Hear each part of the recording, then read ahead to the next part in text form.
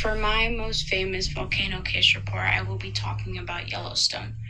Yellowstone is located in the United States in the state of Wyoming. The Cauldron Rim is located in Wyoming with only a small portion in Idaho and Montana. Yellowstone is a supervolcano and it happens to still be active. All of the geysers, hot springs, and steam vents are powered by the heat of this supervolcano. Its tectonic plate is called the intraplate. The eruption type of this volcano would be what's known as a hydrothermal eruption. It is where superheated water is trapped below the surface of the earth, converting the liquid to steam.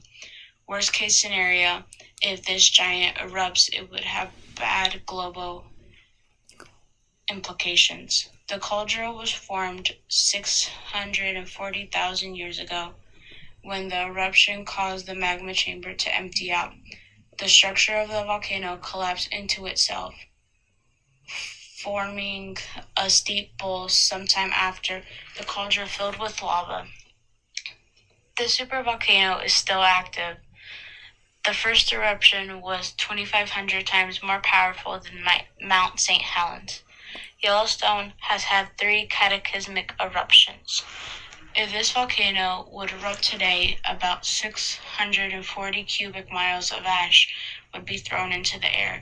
Huge clouds would stretch out all the way to Oklahoma and bury the state of Wyoming in 3 feet of ash. This could possibly cause another ice age.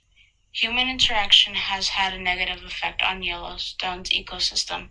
Humans have caused many problems with the environment and animals. After doing this research, Yellowstone is not on my bucket list.